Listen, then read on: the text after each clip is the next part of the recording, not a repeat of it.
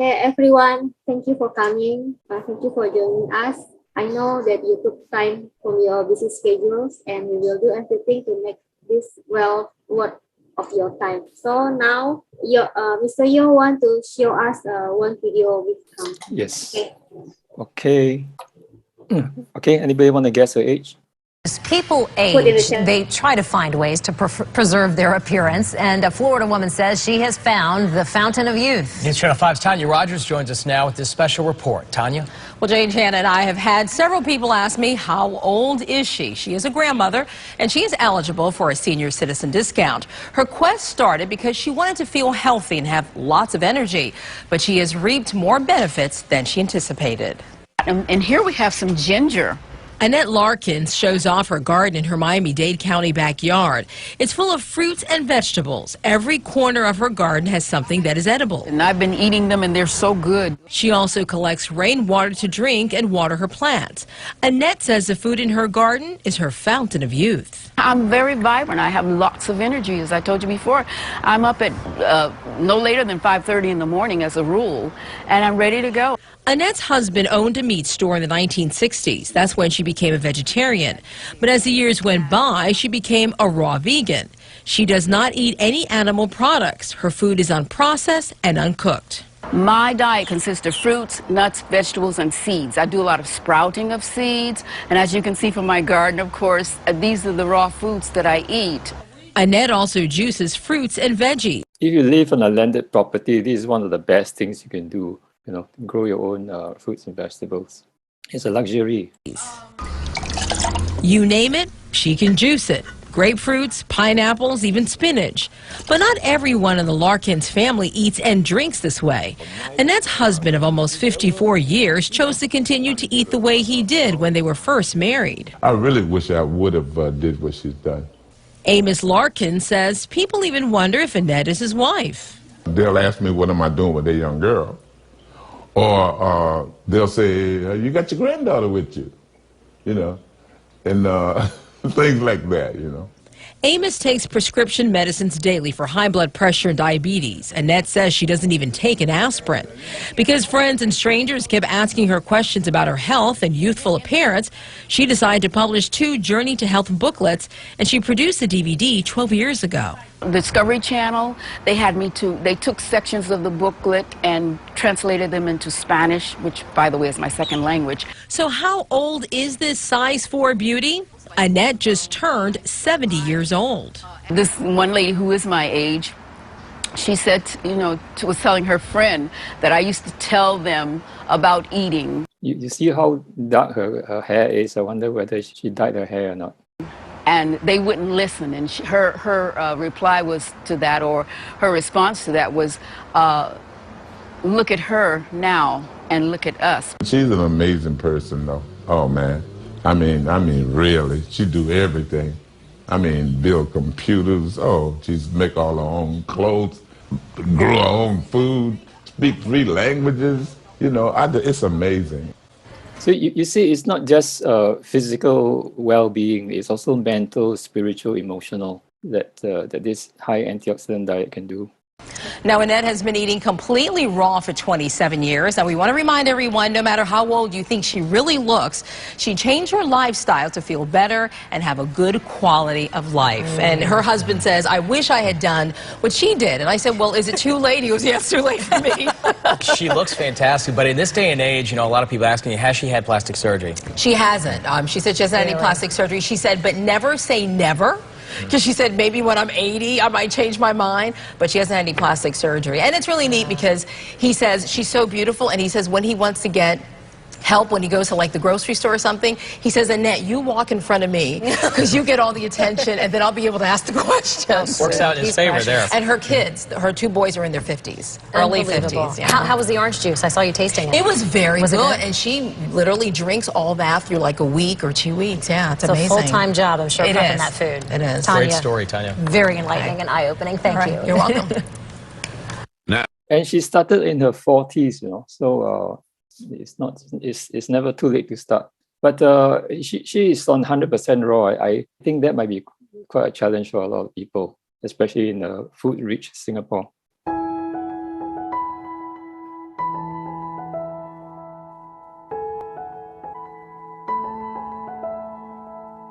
I think it's a great idea to encourage, people starting young, get the habit going.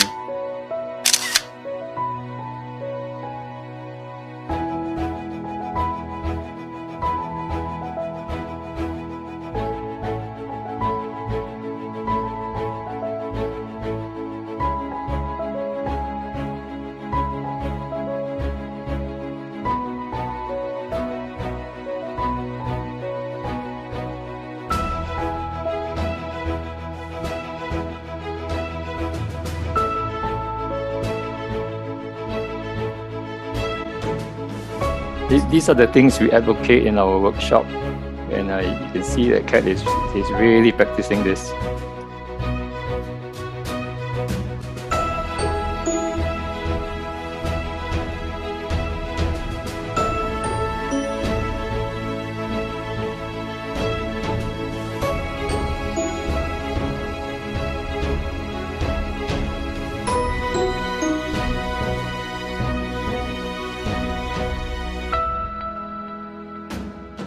I have two nephews. This is the youngest one. My name is Kenyo. I'm 5 years old.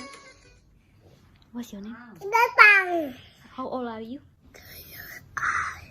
How old? 3 years old, is it? 2 years old that time. Now 3 years. Oh, okay.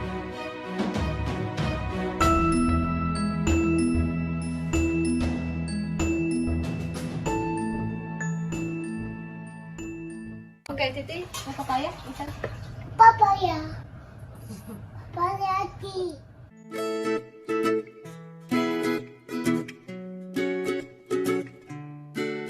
Oh, What is it? berry. Metals.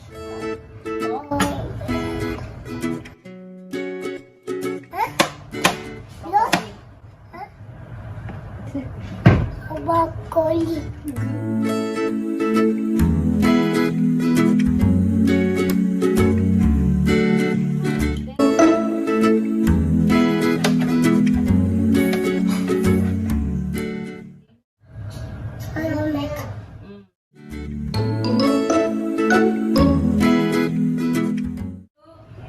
What is this? Almond.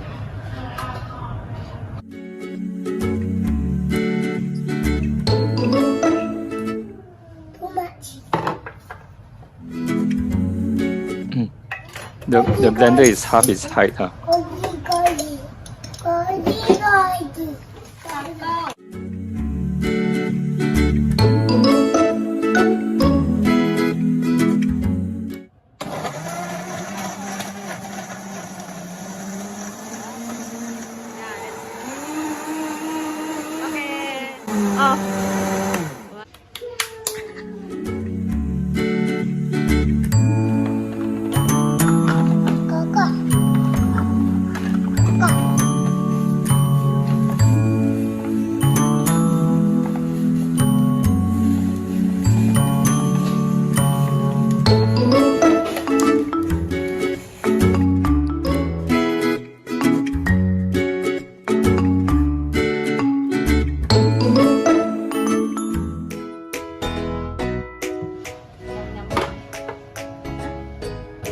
Want to try? Is this chocolate, Kat? Nice or not? Yes, this is from your recipe, the chocolate. Yummy, Jenny, yummy. Yummy naman. Yummy, Jenny, yummy. This chocolate sure yummy, huh? If only chocolate, not sweet. This one we put dates, then go sweet. Yeah. For chocolate, you have to make it very sweet for kids.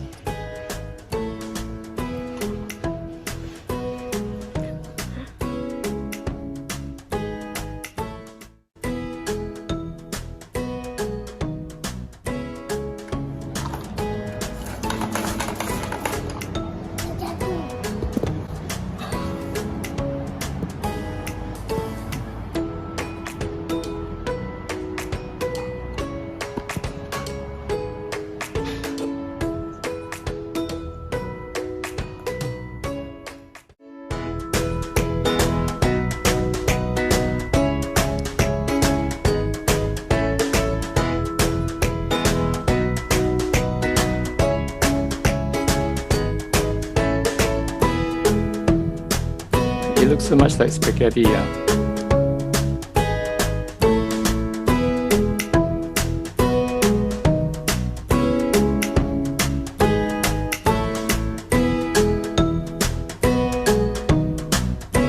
Eating challenge.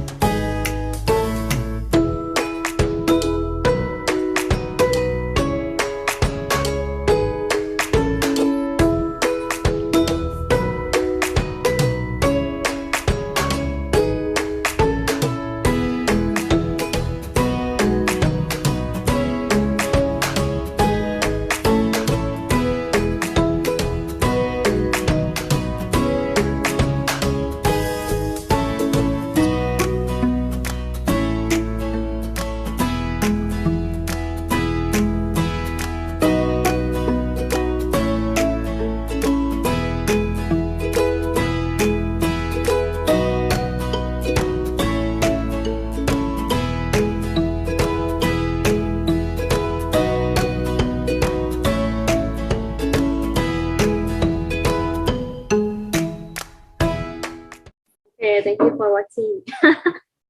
Thank you for presenting. I'm so shy. Okay. It looks like a lot of work, right? To put this a video. Takes a lot of work, right? Yeah, a lot of work. Actually, this one is for the challenge in Kampung Senang. Oh, I see. I joined the competition, the plant-based food recipe. Okay, once again, I want to thank you, all of you, for being here. I have a question for you. How many of you want to get strong immune system? Put in the chat. I guess everybody should answer yes. If not, why you come here, right? Right. So, immune system is important and fundamental. Yet, we often overlook or ignore and overtaken by quick fix treatment. We like to be instant healing, like go doctor, take the medication, then get well. Normally, Supplements. when you get headache, you just just take Panadol. Do you think that solve your problem? Do you know that behind your headache there is a root cause? It's only a symptom. I want to introduce Mr. Yo here. We will share strategies on how you can strengthen your immune system and avoid high medical costs. The medical cost is getting more expensive.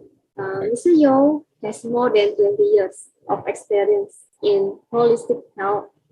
He obtained his nutrition certification from Cornell and T. Colin Campbell Center for Nutrition Studies. And he has a special interest in helping cancer patients to heal naturally. It's like me.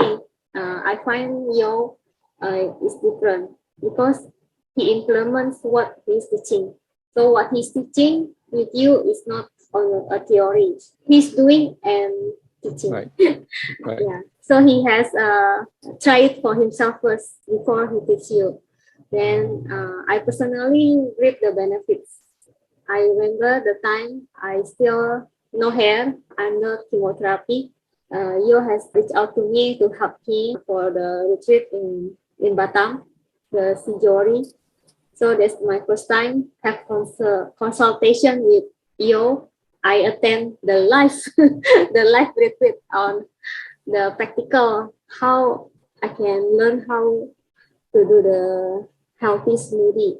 I practice it at home and I feel that my chemotherapy is a success. A doctor will say it's because of the technology, the chemotherapy and the hospital is good. But I do feel personally that the healing is come from inside out. So I feel that because of the new lifestyle that I apply from Yo, I feel my immune system getting stronger.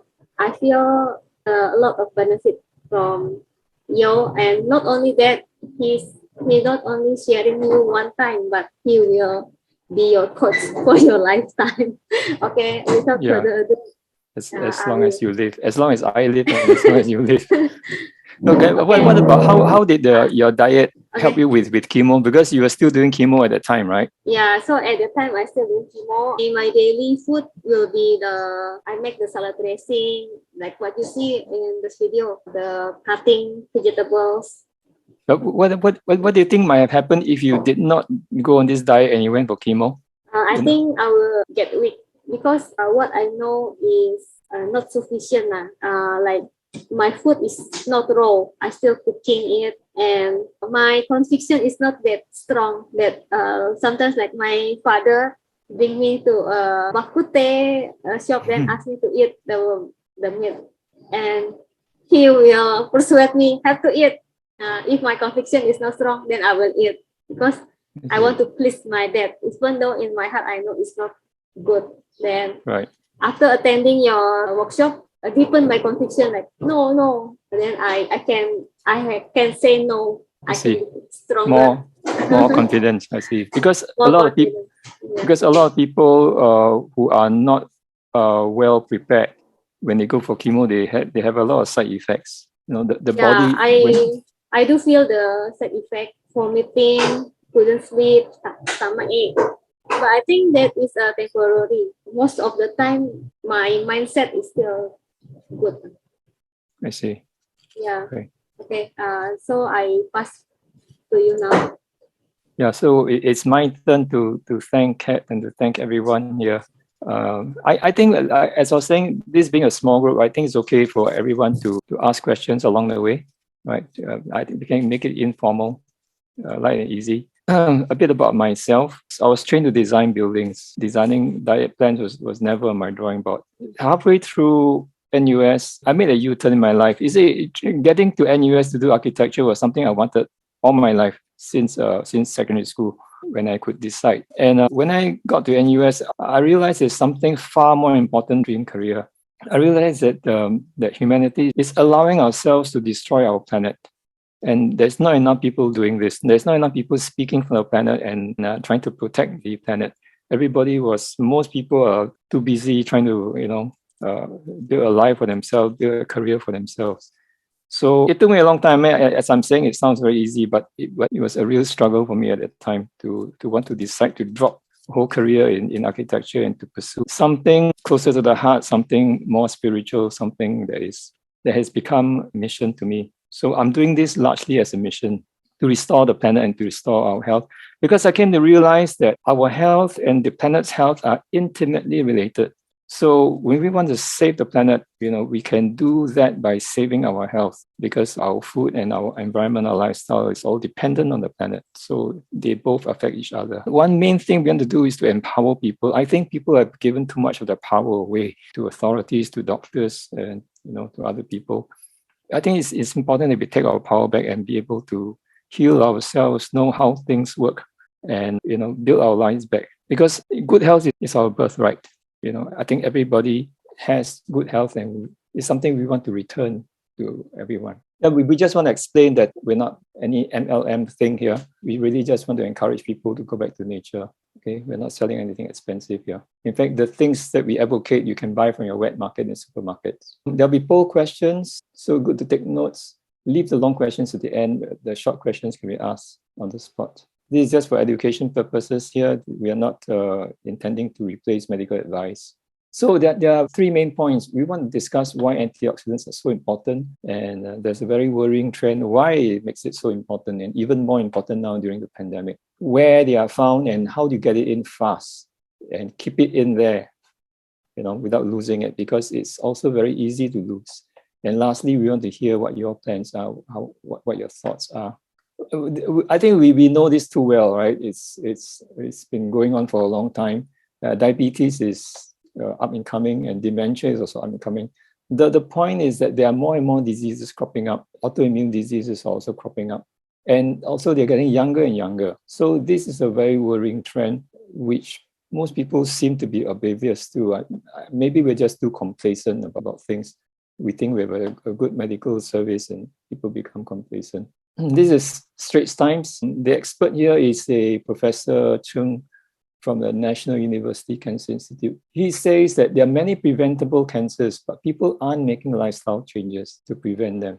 the high rates are already high, and they're getting higher. So this is really something I think more people need to pay attention to. At that time, he says, in this article says 36 people are diagnosed with cancer every day in Singapore. The figure now is 41. So every year the figure goes up. More and more new cancer cases being diagnosed. Poll question 1, which you think is the biggest killer in the world? Okay, heart disease and stroke, diabetes, not eating enough fruit. Okay, so 10 seconds? 30%, 30% now, 46%. Haven't yet 100%.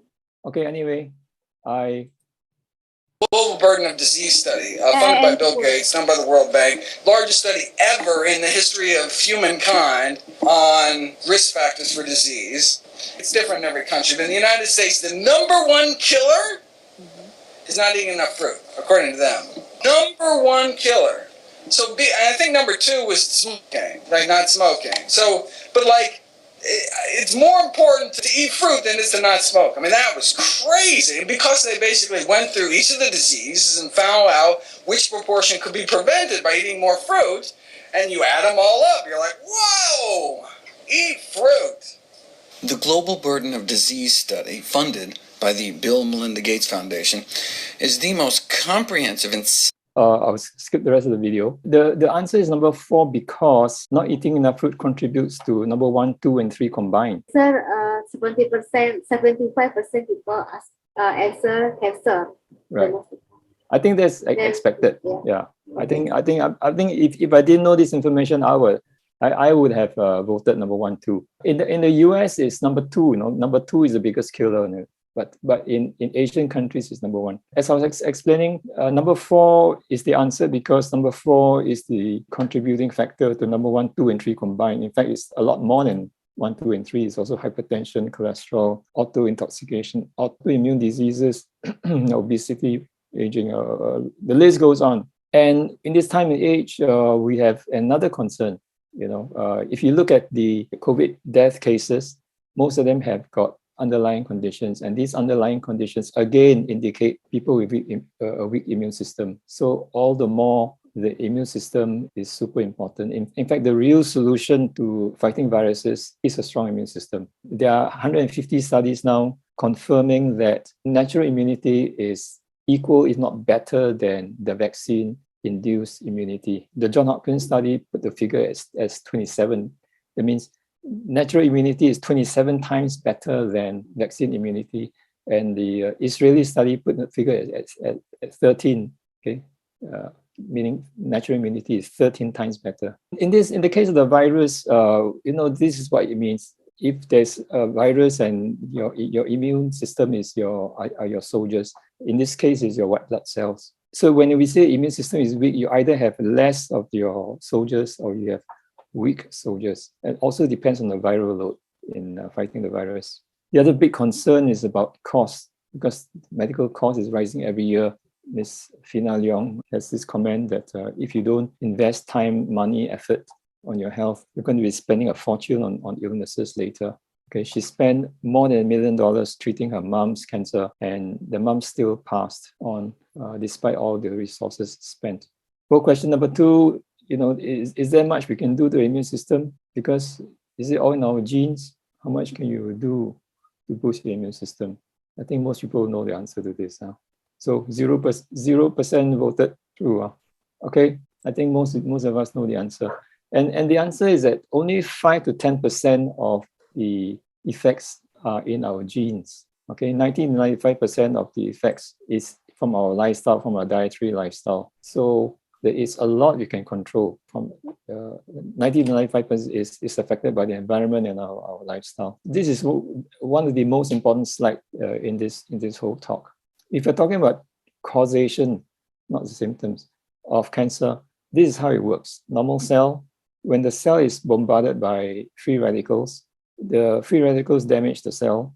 And if there's excessive free radicals, it can damage the nucleus of the cell. And that's when DNA damage can occur. And when the cell deteriorates, it gives rise to what we call oxidative stress. So this is the damaged cell. And this is the onset of disease, all kinds of disease, because this cell can be in the brain, can be in the artery, can be in the bone, liver, kidney, anywhere. Okay, this is principally how it works. So in most cases, the main enemy is free radicals. This is a more detailed version pertaining to cancer. When there is excessive free radicals, you damage the nucleus, and the nucleus cannot repair itself, and it multiplies out of control, and that is a cancer tumor. In conventional medical treatment, mainstream medical treatment, this is what they do. They will use highly invasive methods to get rid of the tumor. So this involves chemotherapy, surgery, radiation. But what we do from the holistic viewpoint is we try to address the free radicals. We use antioxidants to try to neutralize the free radicals so as to protect the cell and leave the cell undamaged, leave the cell healthy. And the antioxidants also helps to remove the free radicals that has been neutralized. So that's why it's super important that we have a large reserve of antioxidants in the body to do this, because we are bombarded by free radicals every day, like it or not, know it or not, we will have free radicals. Free radicals come from food, drink, stress, lack of sleep, exercise, pollution. Some of these things we can try to reduce, but it's obvious that we can't have zero free radicals. So this is what antioxidants are. Antioxidants are basically anti-oxidation agents, because we were explaining that cells undergo oxidative stress. So if the problem is in oxidation, then the solution can be in anti-oxidation, and that's what it's all about. And where do you find antioxidants? You find them in colorful fruits and vegetables. The more colorful, the better. In general, the more colorful, the better. What kind of colors do we have? Dark red, dark green, dark purple, orange, yellow, blue, black, dark green.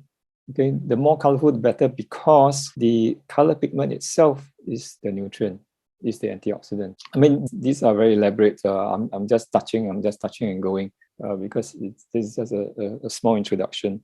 Question 3: do you consume fresh fruit drinks, cut fruits, smoothies? Meaning, how often do you take fruits? Okay. Oh, not bad, huh? For me, I'm largely fruitarian, so my answer will be obvious. In fact, I don't eat much else. Okay, so it's good in whichever form. Fruit is good because fruits also have the highest DNA repair things that will help. Professor Colin Campbell, this is where from him that I did my nutrition course. He's a professor in nutritional biochemistry in Cornell University. This book is about 1 inch thick. I just want to share one important point that he makes. He says that you take any fruit, okay, can be a papaya, can be a banana, in this case mango.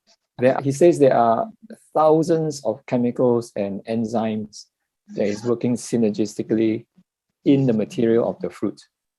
Okay, it operates in an infinitely complex biochemical system. It's a complexity that we scientifically don't understand. So all the micronutrients, macronutrients that we know, all the vitamins A to E and all, is making only a small portion of what nutrients there are in the fruits. So it's important to understand and to respect how nature works. I think in science, we often tend to be somewhat arrogant and think that we know everything. And in fact, we know very little. There's so much that we still don't understand. So that's why it's important to take foods that are whole. And do note that whenever we cook foods, a lot of these nutrients are destroyed. That's why you see in the first video, Annette Larkin, she takes the foods whole and she takes them raw. That's why she's able to maintain her usefulness and vitality, because that's how nature designed things. So in the workshop, besides talking about scientific facts, we also talk about, simple mundane things like how you cut the fruit, in case people are not familiar. So this is just to help people, get along and know how to prepare the high nutrients with greater ease. Dragon fruit, there are 2 types. The red one is better. The red one has more antioxidants. In this case, lycopene. Okay, easy.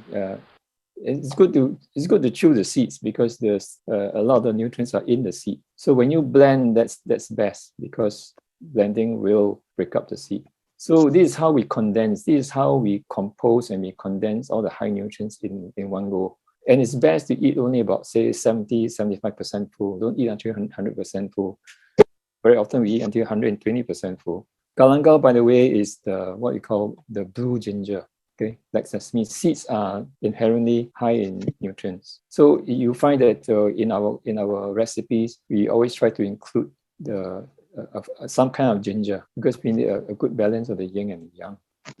Question number 4: natural sugar, is it good or bad? Because we're often told that we cannot eat too much fruit because it's high in sugar. The sugar found in natural fruits and vegetables are bound with antioxidants and the fiber. So they behave very differently from processed sugars. Most of these fruits have got low GIs, low glycemic index. So they are very healthy, they are very beneficial. There's a group in the US called Mastering Diabetes. They use fruits, okay, hear this right. They use fruits to reverse diabetes. And if you see in the list of fruits, it includes bananas, mangoes, and jackfruit.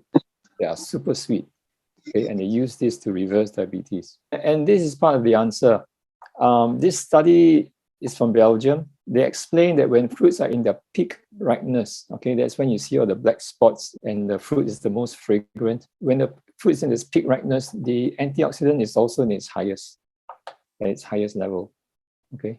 The deepest color is the most fragrant, is when the sweetest easily plucked. Sometimes it even drops to the ground, because by nature, that is when it's meant to be eaten by humans. So that's the point here, that by nature, when fruit is in its peak ripeness, the nutrient is highest, and that's why the sweetness is good compared to processed sugars. So in the case of bananas, that's when the peak ripeness is seen in the black spots. So in the workshop, we'll talk about the benefits, the benefits of the ingredients, and we'll be talking about many other fruits. So in the case of mangoes, the black spots appear here and there, especially at the tip where the stalk is. These things have got strong ACs. The vitamins A, C, E are powerful antioxidants, and they're very common in fruits. Goji berry is famous for eye health, which is in fact true, scientifically shown to be good for eyes. There are only two health-promoting sweeteners, only two sweeteners that are actually good for you: molasses and date sugar. They're both good, but out of curiosity, which one falls to second place? So in the workshop, we'll be going into details about this kind of thing, about sweeteners. And by the way, let me go back. If you notice, there are only two good sweeteners, as Dr. Greger was explaining. Many of the sweeteners are here. Your agave nectar and the honey and many other kinds of sweeteners are here. In terms of antioxidants, okay, we're talking about antioxidants here, most sweeteners do not have much antioxidants. So it's good to understand these things. This is what black sugar and molasses look like. This is the dried form. There are 5 kinds of ginger that we have access to, and they're all good for helping to balance the yin and yang factors. This is aromatic ginger found in Indonesia. This is the blue ginger I was talking about, the galangal. This is turmeric, yellow ginger, and this is the white ginger. White ginger alone, there are about 2 or 3 types: the young and the old, and the Thai ginger. Okay, there are quite a variety of this. And then there's one more that's not featured here, is red ginger. Red ginger in Indonesia is in some cases, they use it to replace chili because it's really very spicy. So all these spicy kinds of foods are good in balancing the yin and yang. Because there's a lot of concern that fruits and vegetables tend to be too yin, especially coming from the TCM. So they caution people about this. And this is something we need to understand. You can balance the yin and yang with roots, also your nuts and seeds. Nuts and seeds are also yang. Question number 5, what's the main cause of type 2 diabetes? Too much sugar or too much oil and fat? Because as I was saying in mainstream medical advice, they tell people, oh, don't eat fruit, don't eat anything that is sweet. Wow, 50-50, exactly 50%. It's important to know that, to know the science behind this.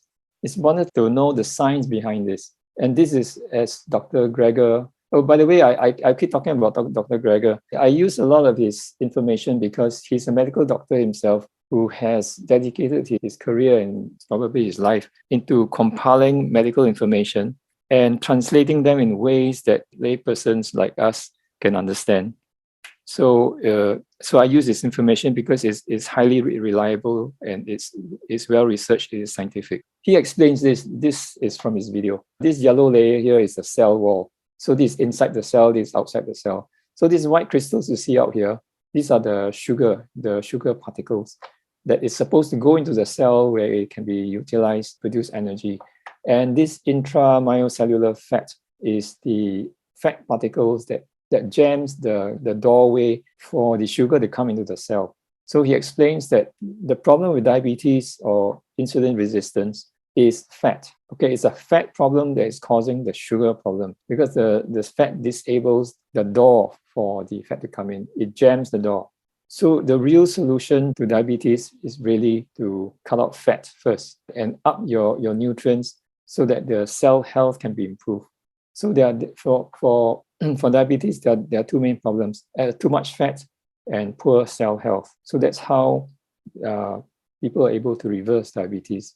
And that's why fruits can work to reverse diabetes. In mainstream medical science, there is no talk about reversing. In fact, they understand diabetes as irreversible and as a progressive disease. We'll also be talking about blending, techniques of blending, and why we use power blenders. Sure, we can use normal blenders. In fact, when I first started on this journey, I was using a Braun, a normal average Braun blender. And I used it for 7 years because I never knew that there was a difference between the normal blender and a power blender. And I didn't until I tried the Vitamix. And I realized that by blending it finely, until the smoothie is like a cream, I realized that it gave me a lot more energy. I found that I drank less and I had more energy. That was something new to me. That was something I never expected. So from then on, there was no looking back. The problem was that the Vitamix is $1,002 Sing dollars. Puts off a lot of people. So even though I try to advocate, getting a power blender, a lot of people can't or won't take to it because of the cost. But I managed to find, through many years, through a long time, through a lot of difficulties, I managed to find a power blender that is 1/4 the price of this, that can blend as finely and as quickly as the Vitamix. Question 6, do you have a blender? My answer used to be number B. Wow. There's nobody without a blender here. Okay, great. Good to hear. In the workshop, we also demonstrate how we use the blender, why we always put the soft fruits below, and certain techniques, how you can blend it finely. Because if you don't, you may not get the fineness that we want. So with the blender, this is what you can do. You can do all kinds. You can do smoothies. You can do green smoothies. Fruity smoothies and green smoothies are easy. The real test of the blender comes when you're making nut milks. Okay, these two are the nut milks. This is the fig nut milk, and this one is the chocolate, where we use a lot of nuts and seeds. So a power blender will turn this into a cream, and that's when it can really make absorption of the nutrients much more efficient. Of course, we also use it. The blender can also be used for pulverizing grains, like oats, for example. We can make an oat powder, also for making like salad dressings. By the way, these are the things that we do in the workshop. Vitamin C from supplements is the same as getting it from fruits.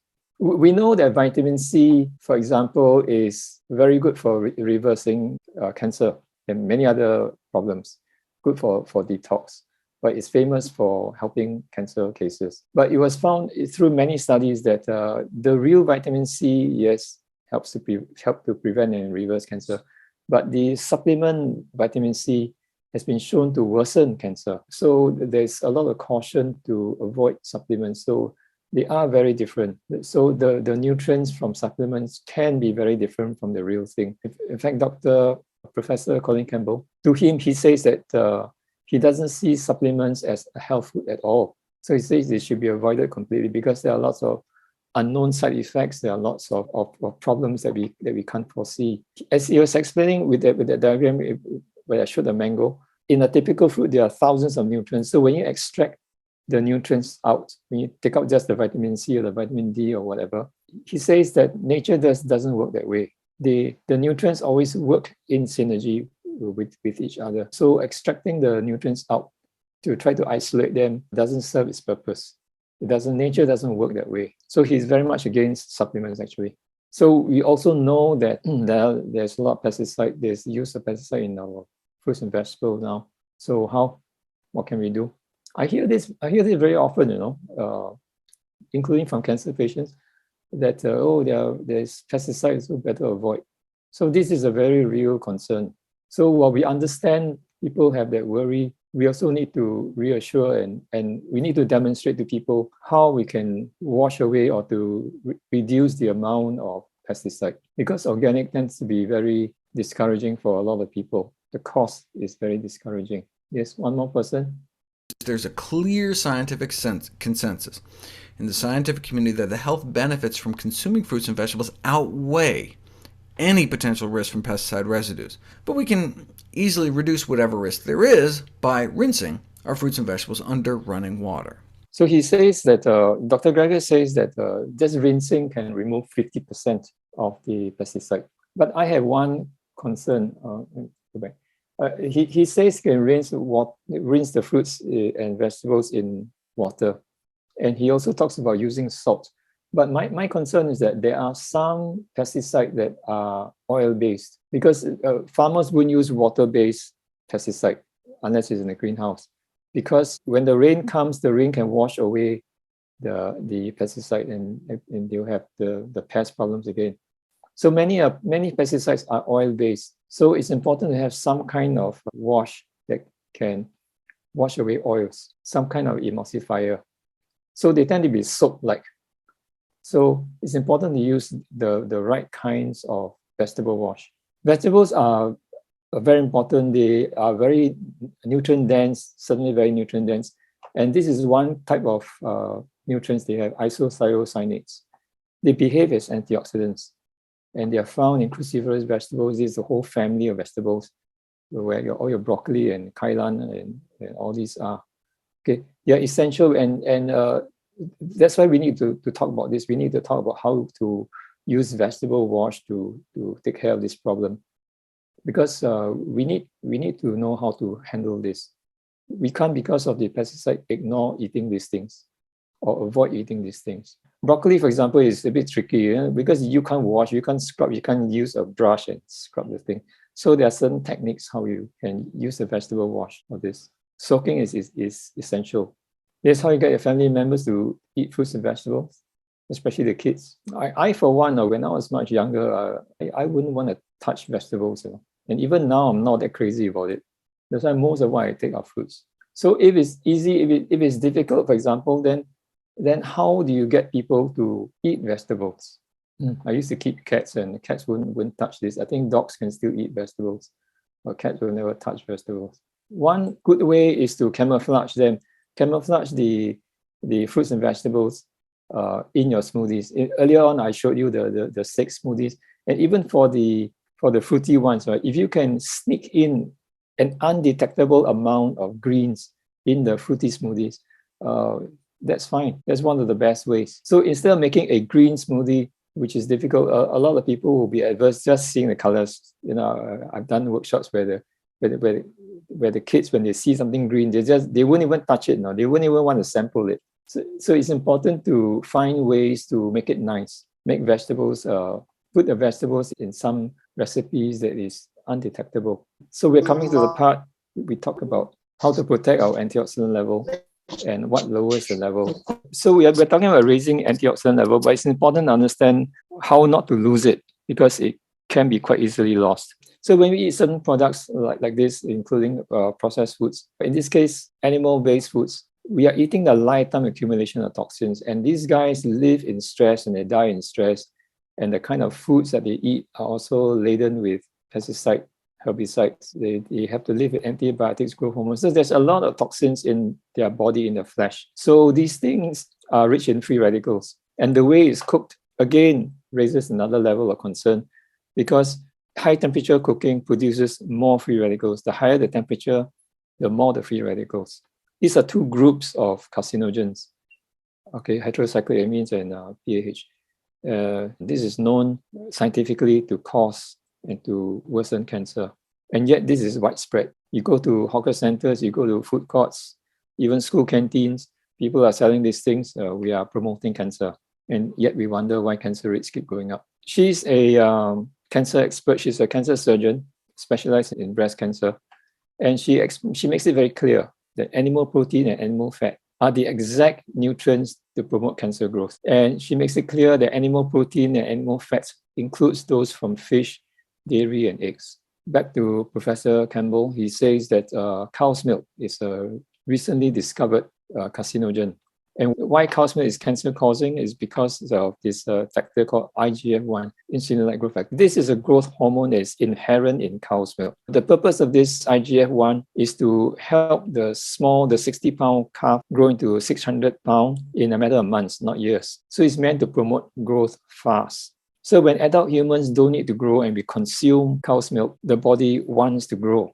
So it promotes growth in the wrong kind, the wrong type of growth, which tends to be cancer growth. So these kinds of foods deplete our antioxidant levels. The animal products, dairy, eggs, foods cooked in high temperatures, including vegetarian ones, It's called acrylamides. Pan-fried, air-fried, deep-fried, all the big stuff, cookies, biscuits, potato chips, all these are cooked in high temperatures. All these things produce free radicals.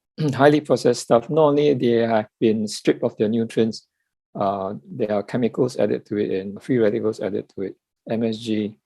Okay, science may not identify these foods as toxic, but our body does. There's this phenomenon called the digestive leukocytosis. That's when the amount of white blood cells in our body takes a surge whenever we eat certain foods. So it was found that when we eat these kinds of foods, these kind of processed foods cooked in high temperatures, there's a sharp rise in the number of white blood cells in our body, meaning the body responds to this as a kind of disease, as a kind of threat, as a kind of pathogen that is attacking the body. So that's why we know that the body sees these things as toxic.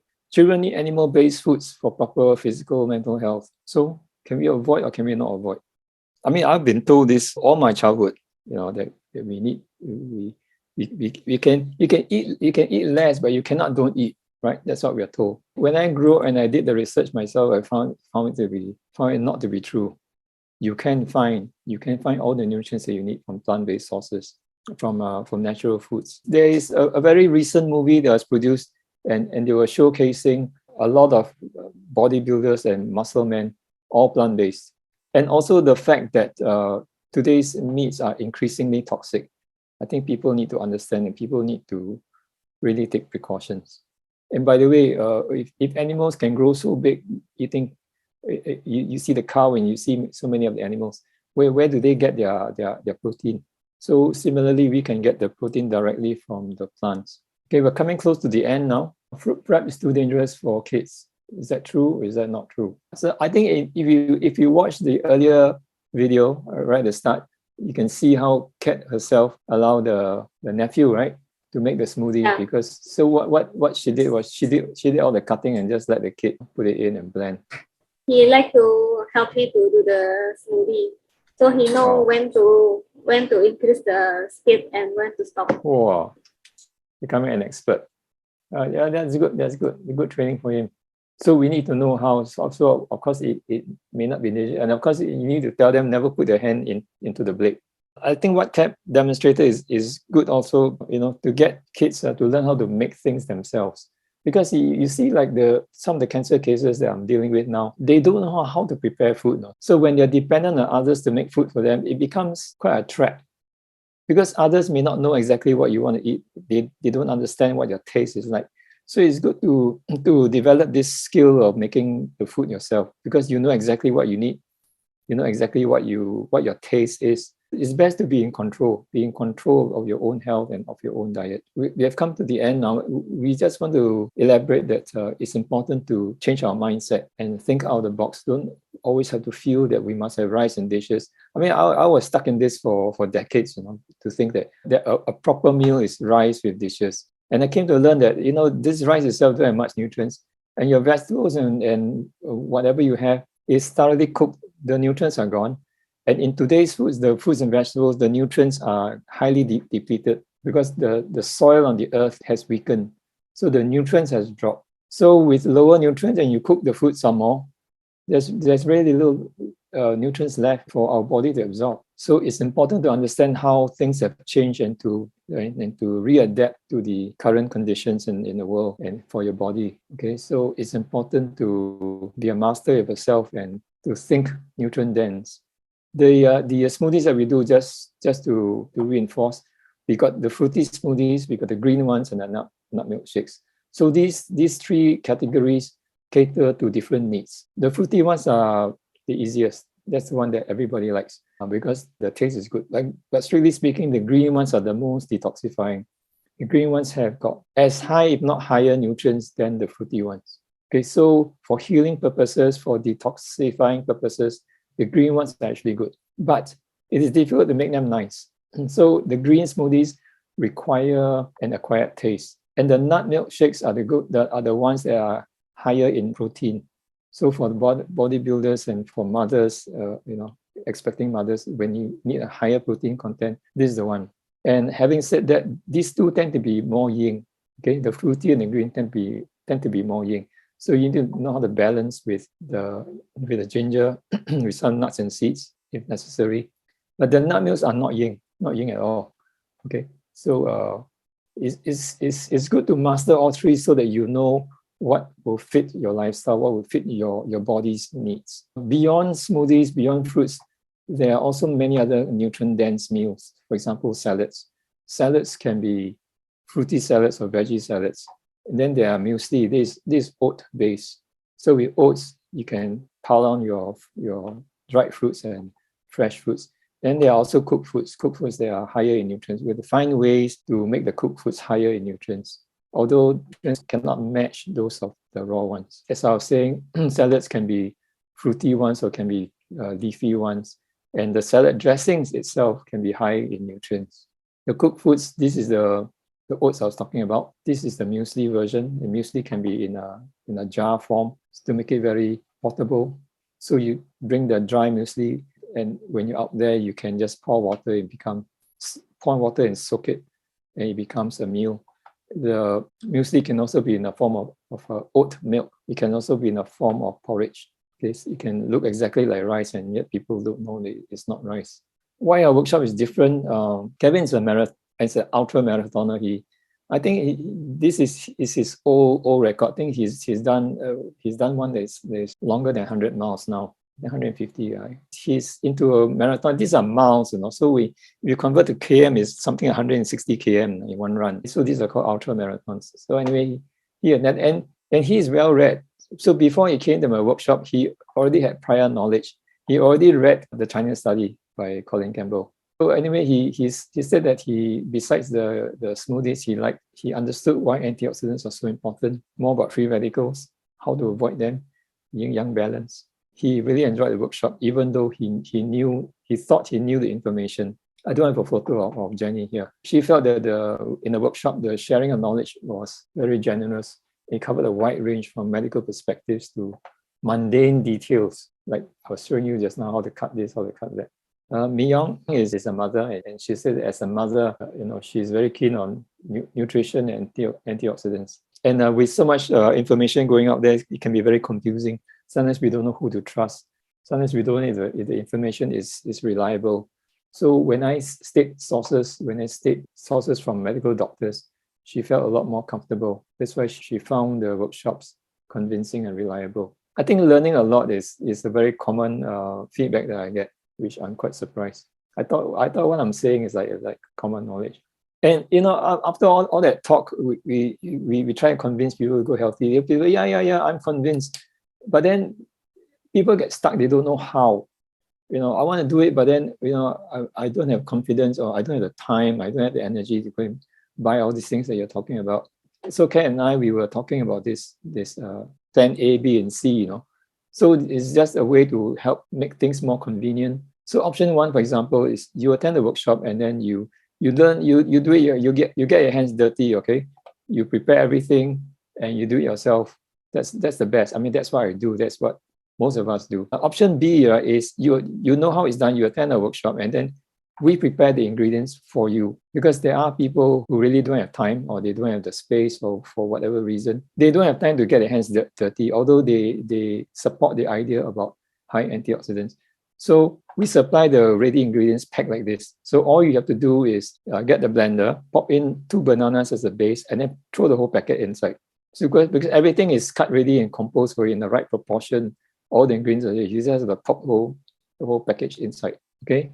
Plan C is we supply you the whole meal. You don't have to blend even. Everything is in a bottle, in a jar. But see, plan B and C is a bit tricky, because if we do implement this, It depends on demand and supply. So we can do it only if there's a sizable quantity, and also it depends on where you live. So many factors are involved. But we are just making it known to you that we're trying to help people make things more convenient, make things more doable. Okay, this is just to let you know. Okay, last question. So now that you hear everything, let us know what your plans are. I think at this point, I think our talk is ended. It's good to see the feedback. Hi everyone, thank you for attending to the end of the webinar. Now we are opening for questions, and Mr. Yo will answer your questions. If you are okay, you can unmute yourself. Okay, we have one question from GS Tan. I read one article that says eating mango can lower BP. Is this statement true? In fact, most fruits can, but it's not just mango. The one of the most effective things will be leafy greens. But yeah, mangoes can lower blood pressure. I was quite astounded actually in Mastering Diabetes, right? The group in the US, they use in India also. Okay, they use mangoes to reverse diabetes. So I attended this workshop by a diabetes specialist from India. He told me the more mango you eat, the better. I mean, this is directly contrary to mainstream advice, you see. But he's doing it and he's proving it, and I saw it in my own eyes. How he's able to do it. People say mango too sweet. Too sweet, yeah. You don't eat too much. Correct. Because I mean, it depends. I mean, if the diabetes is dangerously high, then it may not apply. But he's talking about the average cases. I attended the workshop. It's a 3-day workshop in Malaysia, and I was astounded to see how it works and to see it working in front of my own eyes through the 3 days. Who asked the question? GS. So, GS. Is this questions? Is this answer your question? Yeah. Answer the question. So basically, my answer is yes. It can lower your blood pressure. I think people need to understand what this blood pressure thing is about now. One of the main factors for high blood pressure, right, is when the arteries are clogged. When the arteries are clogged, blood has problem pushing through to get through. So the heart has to pump harder. So when all these things is occurring, the pressure in the blood vessel has to be increased. So that's what blood pressure is. So a lot of it has to do with the clogging arteries, but it can also be due to some hormones. It can also be due to heart condition, many other factors. But one of the main common factors is that the arteries are clogged. So the blood has problems squeezing through. And what mainstream advice, what mainstream medical practice is they use blood thinners, because if blood has problem going through, it can be because the blood is too thick. So they advocate blood thinners, thin the blood so the blood can flow through easily. But it doesn't unclog, you see. It doesn't unclog artery. It doesn't strengthen the heart. It doesn't address the hormones. In fact, sometimes it makes it worse. So the problem can compound. So on top of the blood pressure, now you may have a heart condition. The medication doesn't solve the root of the problem. So it's important we understand how it works and learn to find ways to unclog the arteries. And fruits in general, because the enzymes in fruits and vegetables help to dissolve the clogging material, and therefore the blood can flow easier. But of course, it takes time, because you take you take 10, 20 years to clog out the arteries. It's not good. It's not going to unclog in 1 or 2 days, So I hope I answered the question. Mr. Yao, can I just check? Because you're proposing of taking smoothies for your meals, right? Are they filling? Because I've never drunk smoothies for meals. Yeah. Can I answer this question for him? Sure. We attended the workshop, and we had tried all the smoothie that brother prepared, and it was like small packs. Okay, it's just drinking the different how many packs? Sample. Samples. The only sample, Yeah, and basically we didn't have dinner. Right. We were like full. So I'm not too sure. If you have really big stomach, then maybe you may need to drink a little bit more. But it's definitely feelings. Yeah. So okay, this full jar is about. Can you see? This full jar is about 800 ml. Okay. So typically for me, one meal is about 500, 600 ml. So we are really talking about the amount. So okay, if you're talking about the fruity and the green ones, maybe about 500-600. But for the nut milks, right, 400-500, you're full, you know, and you'll be full for a long time. I think you can just try and see. I mean, experiment for yourself and see. My answer is yes. It can be filling. It can be a meal. So in my case, the smoothies are not drinks. They are meals. So I commonly get this question. Hey, brother, yeah, should I take the smoothie before or after a meal? And my answer is that the smoothie is your meal.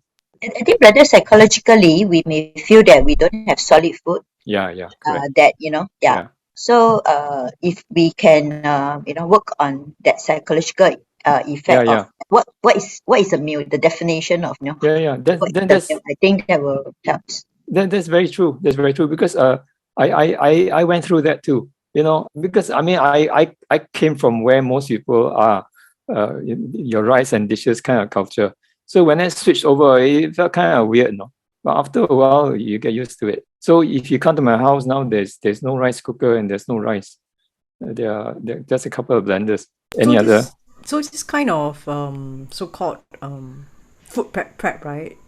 You have been doing it for like how many years? Since 2001. So it's 21 years. Wow. I started but I didn't jump into this full steam, you see. I started in 2001 and it started with just one meal. At the time I was using my Braun blender. So it started with one meal. Then I found my energy is picking up, my mental clarity is better, I can handle stress better. Then it became 2 meals. So it went on like that, you see.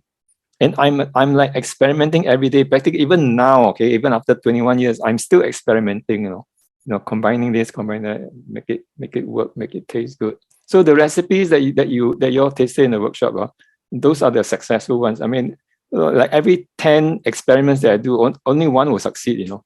So I have to swallow the other 9, you know, that don't taste good. So it's been a lot of experimentation. I think we take one more question. Yeah, I got from Calvin here. 10 plus years ago, I did try blending fruits and vegetables, but stomach always got bloated and feel uncomfortable. So Calvin, you want to unmute and talk directly to Mr. Yo? Hi, okay. Yeah, actually, I think some 10 years plus ago, you know, I did try also. That time was also so-called like blending fats also, you know, very concerned about health. So I tried to blend fruits and veg. Then every time I drink, every time I will get bloated. Right. This bloating problem, right, is common, especially among women, you know, arise when the stomach has difficulty digesting. So when you mix 2 difficult things to digest together, you may encounter this problem. It also has to do with your digestive power.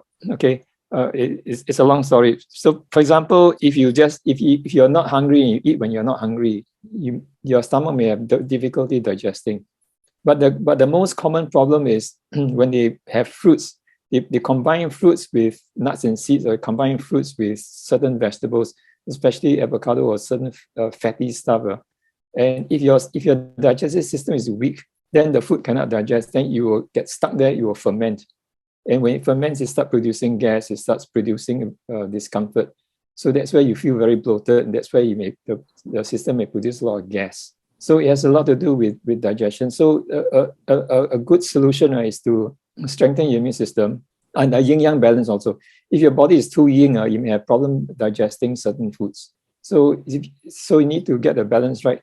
And also don't eat too much. If your digestive system is weak, eat to about 70%, maybe even 60%. When you take too much food, your body struggles to digest. So there are many factors. Can be too yin, can be eating too much, can be eating the wrong combination. So you need to get that right.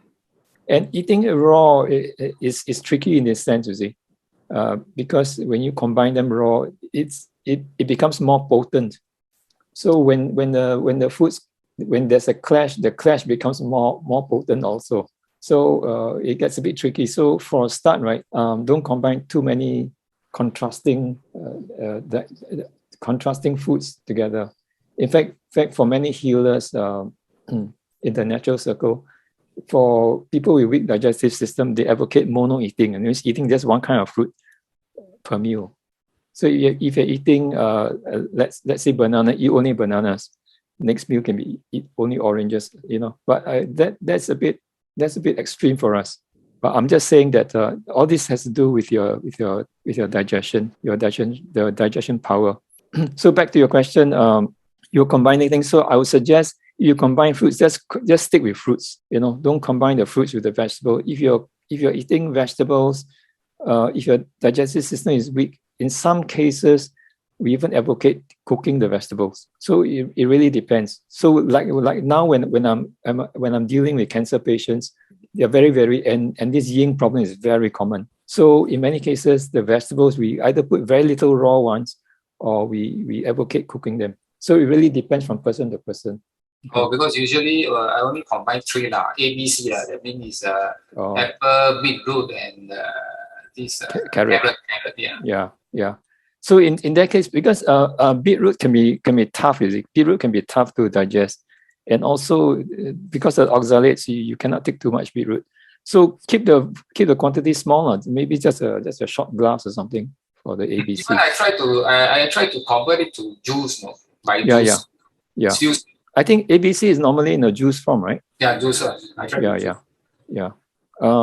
So if you have problem with that, take just small amounts. Oh, I see. Because when I try to switch back to my normal diet, right? It seems to be okay lah. It's not.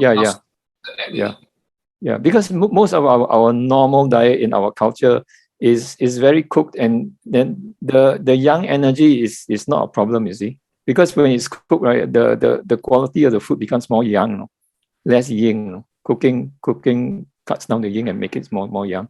But it also cuts down the nutrients. That's a problem. So when your system is very dependent on cooked foods for the yang energy, and you suddenly cut that off, right, your body takes a dip. Your body tends to become too yin, you see. So when it's too yin, all kinds of imbalances can kick in, including digestion problems can kick in. Yeah, this is true. But having raw, right, is very yin, right?